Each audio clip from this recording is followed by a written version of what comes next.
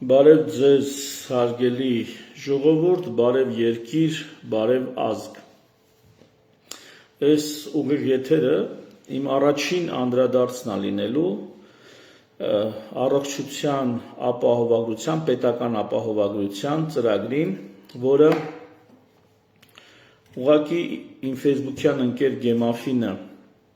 ստատուս էր գրել, էսի նաև պատասխան է իր ստատուսին, որում արձանագրում էր, որ հիվանդանոցներում պարկելու տեղ չկա,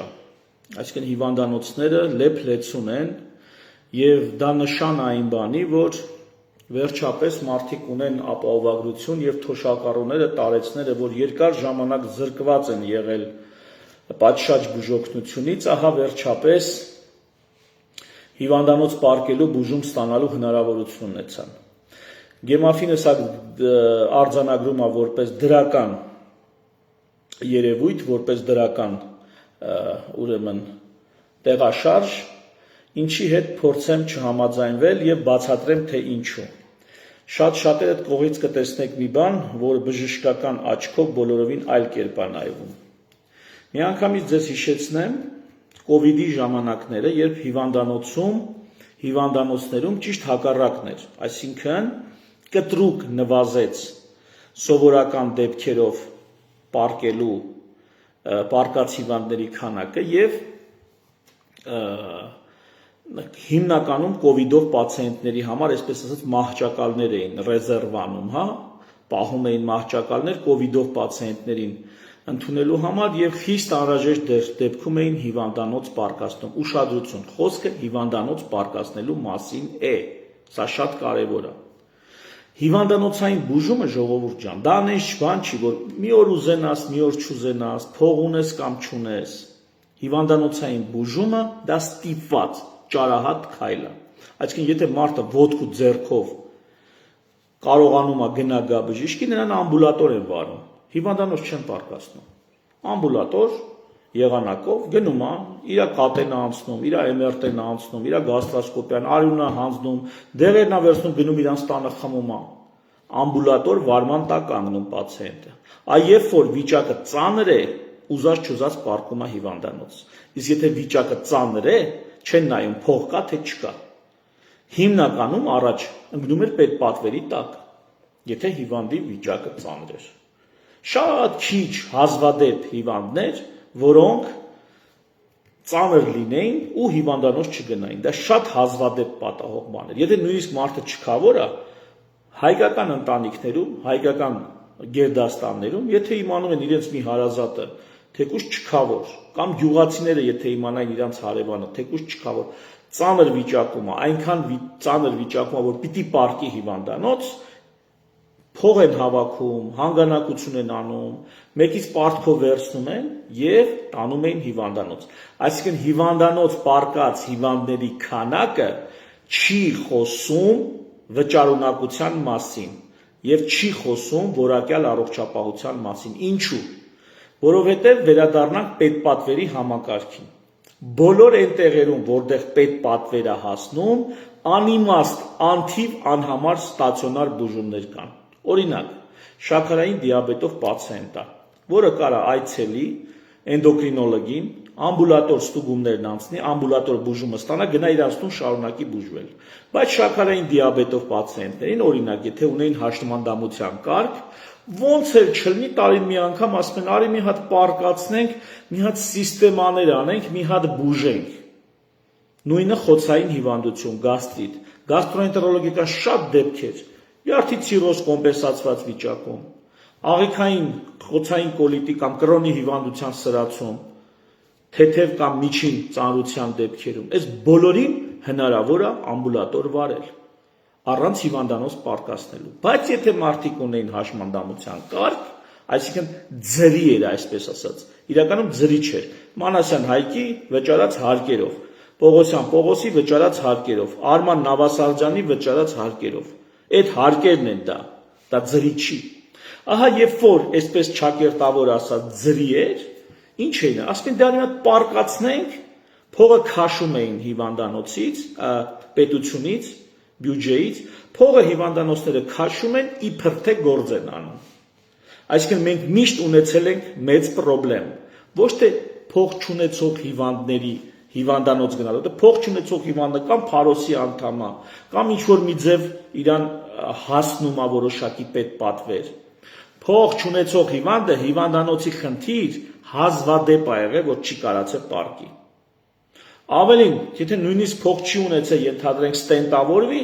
նրանք գոնե պետպատվերով պարկացրել են։ Այսինքն հակառակ process-ը կա եւ միշտ ունեցել ենք հակառակ, որ անիմաստ մարդկանց պարկացնում են հիվանդանոց, անիմաստ եւ մեծ փողեր են քաշում բյուջեից։ Հիմա դրա համար պարարտ հող է ստեղծվել։ Հիմա արդեն այդ սիստեմաների համար, մի հատ կազդուրիչ բուժելու համար, մի հատ օրգանիզմը մաքրելու համար, ասենց անիմաստ բաների համար անթիվ անհամար պացիենտների կպարկացնեն ստացիոնար, այդ առողջապահական ֆոնդից փողը կքաշեն ու էլի ով է վճարելու աշխատող ՀՀ քաղաքացին, հարկ վճարող, ուղղակի հարկ վճարով ՀՀ քաղաքացին։ Ու այդ քաղաքացիների հաշվին հիմա լավություն են անում մարդկանց, ովքեր արի հիվանդանոց պարկացնենք։ Բազմաթիվ դեպքեր կան, երբ որ օրինակ հիվանդը եկել է, մի օրվա մեջ պետքա մի հատ ստուգումներից շրջանակ անցնի կամ 2 օրվա մեջ։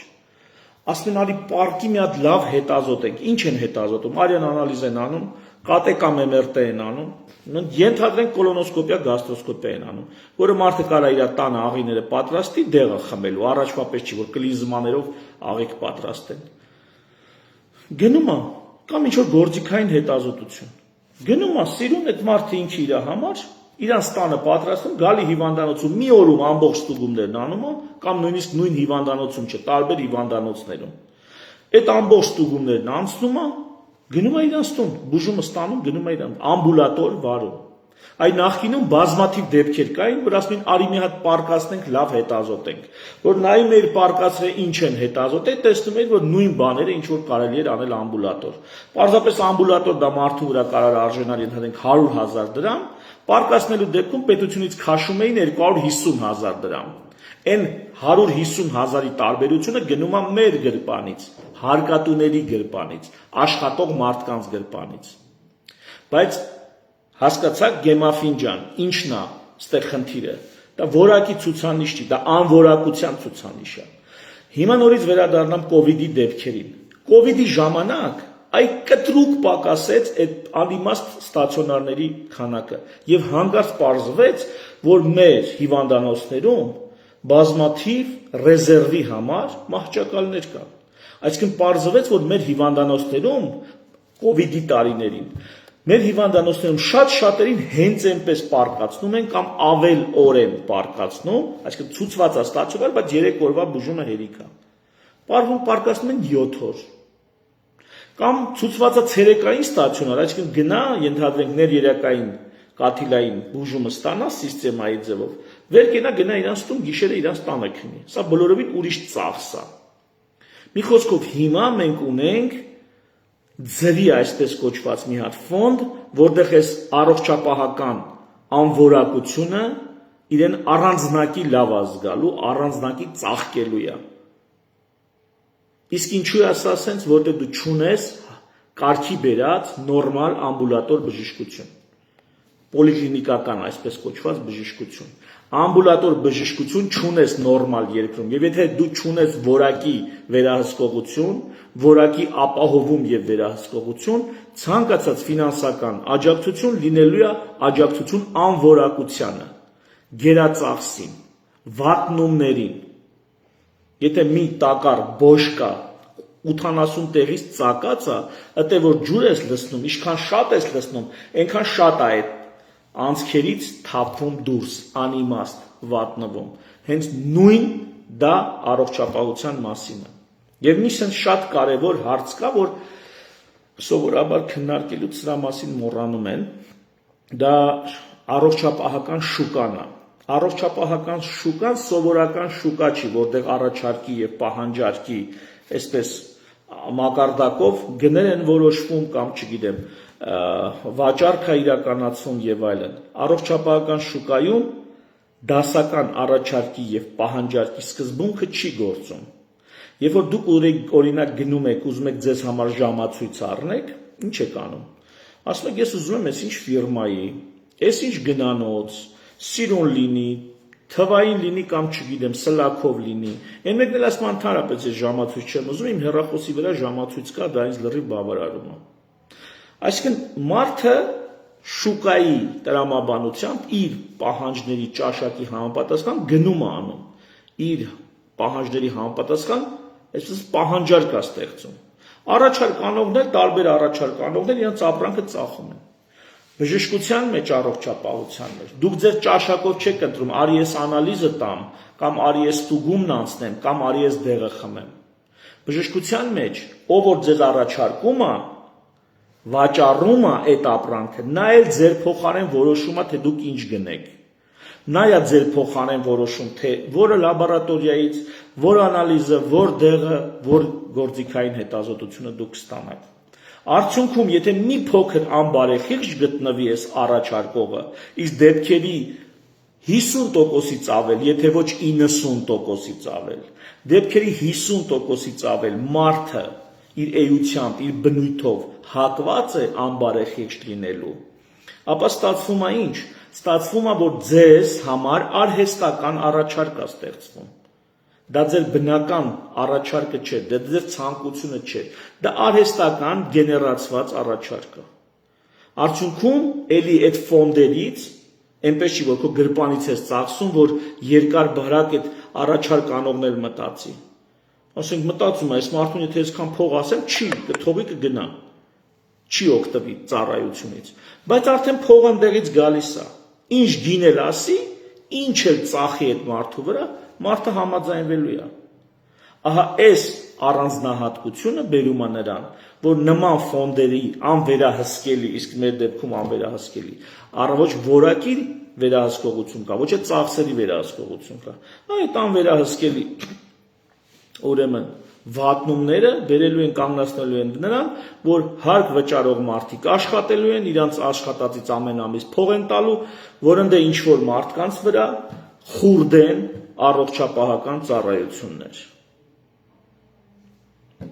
Պատկերացրեք դուք գնում եք հեռախոս առնել, դուք չեք հեռախոս, ձեր համար փողոցով քայլում եք ու հեռախոս ծախողը կամ ժամացույց ծախողը ինքն է ձեր փոխարեն որոշում, թե դուք ինչ պիտի առնեք։ Պարզ չի, որ բոլորը առնելու եք, ենթադրենք, չգիտեմ, $1000 հեռախոս։ Այդ են առաջարկելու։ Հետն է մի հատ նաուշնիկ են դնելու, հետն է, չգիտեմ, երկու հատ ուրիշ զայադշնիկներ են դնելու։ Կարող է լավ համոզեն մի երկու բան էլ ավել առնեք։ Եթե պահանջարկը, ձեր պահանջարկը ձևավորում է առաջարկ անողը, ապրանք ծախողը, ապա նա ինչ ասես կստանա։ Արդյունքում քեզ գնացել էր մի 100,000 դրամանոց կամ 150,000 դրամանոց հեռախոս առնել, դու այդ խանութից դուրս ես գալի մի 500-600,000 ծախսած ու հետո տանում ես ապրանքներ, որոնք շատ չգիտես էլ քեզ պետք է թե պետք չի։ Այս շուկայի ստանդարտը առողջապահական շուկայում չի գործում։ Ընդ էլ լրիվ ուրիշ օրինաչափություններ են եւ ուրիշ կարգավորումներ են անհրաժեշտ։ Այնպես որ այն որ հիվանդանոցներում պարկած հիվանդները շատ են կամ պարկելու տեղ չկա, դա շատ վատ որակի ցուցանիշ է, որովհետեւ կկրկնեմ կոവിഡ്ի ժամանակ անհրաժեշտ ռեզերվի համար, մահճակալները ազատ պահելու համար մենք տեսանք, որ մեր եղած հիվանդանոցների, եղած մահճակալների քանակը մի բան էլ ավել է ստացիոնարում ուրեմն հիվանդներին պահելու համար։ Վիրահատական դեպքեր են, հարց չկա, պիտի պարկի հիվանդանոց։ Բայց կարաս պարկասնես մի օր պետությունից մի օրվա փող քաշես, կարաս 5 օր պարկասնես 5 օրվա փող քաշես այդ ֆոնդից։ Այդ ֆոնդը ծրի չի։ Մարդիկ կոնկրետ քրտնեն տվել են այդ փողը։ Եվ ամփոփենք այս ամեն ինչը ինչի է բերում է շատ լավ ընտրակաշարքի եւ քարոզ արշավի, քանի որ առաջիկայում 4 ամիս անց ընտրություններ են, ահա մեր շուստրի իշխանությունները իրենց միամիտ ձևացնելով եւ իբրև թե մարդասեր ձևացնելով եւ իբրև թե իրենց խոստացած առողջապահության ապահովագրությունը հաստատելով, որը ապահովագրություն չի, այն ինչ առաջ պետք պատվեր էր, հիմա դառնում է իբր թե ապահովագրություն։ իր զգալի մեծամասնությամբ այս ապահովագրության ծրագիրը պետպատվերը վերացնել եւ պետպատվերի փոխարեն լրացուցիչ հարկերով, լրացուցիչ մեզնից փող վերցելով այդ պետպատվերի ծախսերը փակելն է, բայց ավելի շնորհքով փակել։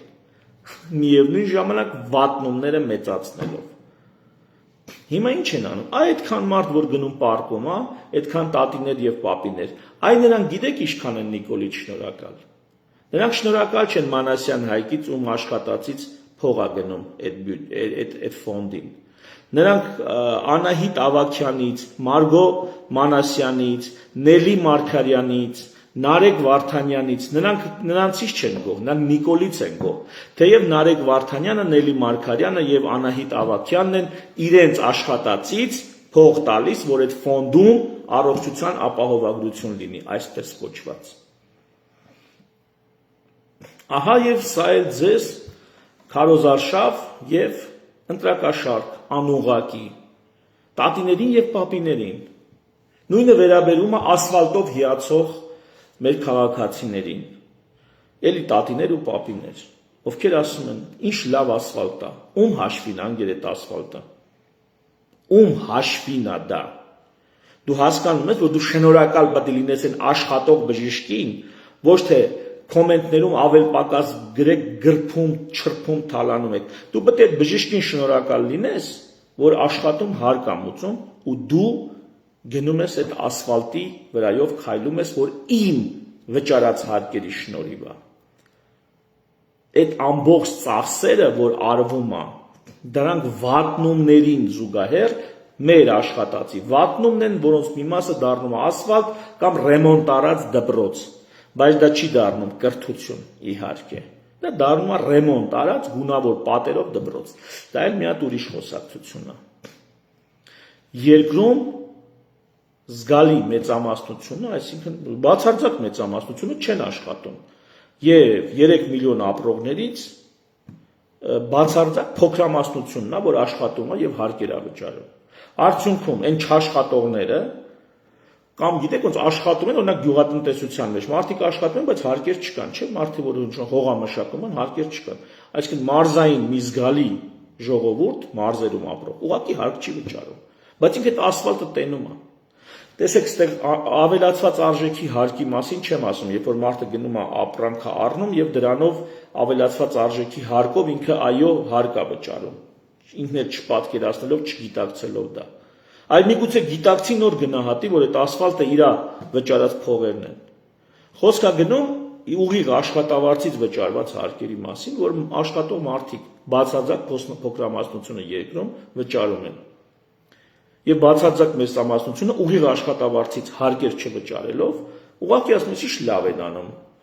Հիվանդանոցները լիքն են ասում։ Այդ հիվանդանոցները մետի հիվանդները ուր էին այ ընկեր միջև հիմա պարկելու հիվանդները, այդ ծանր հիվանդները։ Այդ հիվանդների մի զգալի մասին, եթե բան ունեք, պաշտոնապես հայտարարում եք, գնանք թերապևտիկ բաժինները հատկապես։ Եկեք գնանք թերապևտիկ բաժանմունքներ, ինչքան հիվանդի միջից քանի տոկոսին ես ուղղակի զրուցելով, թղթերը նայելով կասեմ, որ ինքը չպետք է պարկեր հիվանդանոց, ինքը պետք է ամբուլատոր բուժվեր։ Ամբուլատոր։ Հասկացաք։ Մանկաբուժության մեջ ա եղել այդպիսի խնդիրներ տարիներ առաջ, երբ որ որոշակի առաջարկների եւ ռեֆորմների արդյունքում բերեցին բավականաչափ կրճատեցին պետությունից այդ քաշվող փողը, բյուջեից քաշվող փողը, որ հիվանդանոցները ուղղակի քաշում էին իրենց եկամուտները, իրենց համար գերշահույթ ապահովելու համար։ Եվ հիմա մենք կանգնել ենք այդ նույն բանի առաջ։ Մենք կվճարենք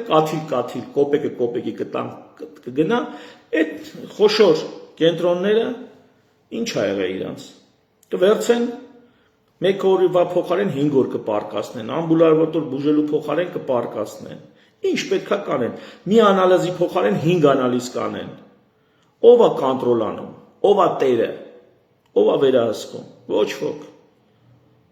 Դրա տենց մի հատ շատ ուժեղ օրինակ ամերիկյան բժշկությունն է։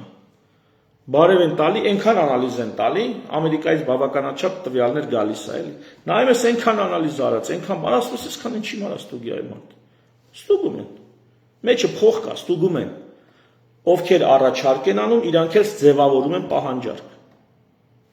Բախի չստուգեն որ փողին մունատ, փող են աշխատում, ինչի չստուգեն։ Ես չեմ ասում մի աշխատեք, հալալ է ձեզ, աշխատեք այն գեր։ Բայց եթե քո բարեխղճությանն է այդ մարդու ծախսերը կամ ինչ որ ֆոնդի ծախսերը, եթե քո բարեխղճությանն է, ապա այս դեպքում պետք է մեխանիզմներ լինեն, որտեղ անբարեխղճությունը միշտ էլ մեր իրականությունում տեղ ունի, մարդ ենք մահկանացու։ Ոչ ոք սուրբ չի, ոչ ոք հրեշտակ չի։ Այնպես որ Գեմաֆին ջան, այս վիդեոն ես քեզ կուղարկեմ, շնորհակալ եմ այդ անդրադարձի համար, հուսամ էսի քեզ պատասխան կլինի, որ այ անվորակությունը տենց է լինում, երբ որ ձրի է դառնում, ով իշքան կարա ծախսում է տեղից, առանց որակի վերահսկողության, առանց ծախսերի հիմնավորման, բժիշկներին էլ դա ձեռ է տալու, չի լինելու Մանասյան Հայկի պես մեկը, որ վեր կենա ասի, բայց էսի իզուր ես նշանակ է, էսի իզուր ես ծախսե, չի լինելու, ավելի լավ, բայց տուն են պահում մարդիկ, ինչի չծախսեն որ, բա, թերևս այսքանը շնորհակալություն ուշադրության համար, միշտ նոր հանդիպում առաջիկայում, շուտով էլի կհանդիպենք, ցտեսություն, մի րոպե կներեք,